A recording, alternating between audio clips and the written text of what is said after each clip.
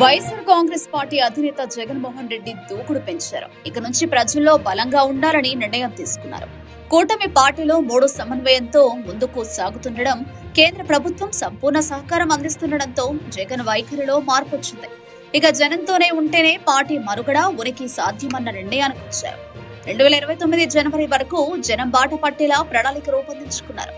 2026 సంక్రాంతి తర్వాత ప్రజల్లోకి బలంగా వచ్చేందుకు డిసైడ్ అయ్యారు. ఇప్పటికే పార్టీ సీనియర్లతో సమావేశమై వారి అభిప్రాయాలను తీసుకున్నారు. ఉదాసీనంగా వ్యవహరిస్తే మూల్యం తప్పదని ఈ నిర్ణయానికి వచ్చినట్లు తెలుస్తోంది. కూటమి అధికారంలోకి వచ్చి 17 నెలలవుతోంది. 2024 జూన్ 4న కూటమి గెలిచింది. అదే నెల 12న బాధ్యతలు స్వీకరించింది. అయితే ఘోర పరాజయంతో పూర్తి నైరాశ్యంలో కూరుకుపోయింది వైఎస్ఆర్ కాంగ్రెస్ పార్టీ. ఇటువంటి పరిస్థితుల్లో జగన్మోహన్ రెడ్డి ధైర్యం కూడా తీసుకుని ముందుకొచ్చారు. పార్టీ శ్రేణుల్లో ధైర్యం నింపే ప్రయత్నం చేశారు. ఈ క్రమంలో 2025 జనవరి నుంచి ప్రజల్లోకి వస్తానని, పార్లమెంటు నియోజకవర్గం పరిధిలో వారంలో 4 రోజులు పర్యటిస్తానని ప్రకటించారు.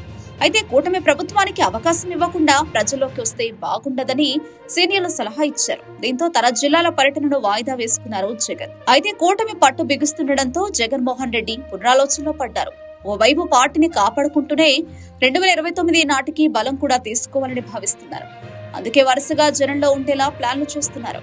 2026 జనవరి నుంచి జనం బాట పట్టేందుకు నిర్ణయించారు. పార్లమెంటు నియోజకవర్గాల వారీగా పర్యటనలకు సిద్ధపడుతున్నారు. 2026 జూన్లోగా జిల్లాల పర్యటన పూర్తి చేయనున్నారు. అదే ఏడాది జూలైలో మంగళగిరి ప్రాంతంలో వైసీపీ ప్లీనరీ ఏర్పాటుకు నిర్ణయించారు. 2027 ద్వితీయార్థం నుంచి జగన్మోహన్ రెడ్డి పాదయాత్ర ఉంటుందని తెలుస్తోంది. మొత్తానికైతే జనం బాట పట్టడం ప్రాధాన్యత సంతరించుకుంది. మరి ఎలా జనాలకు చేరువవుతారో చూడాలి.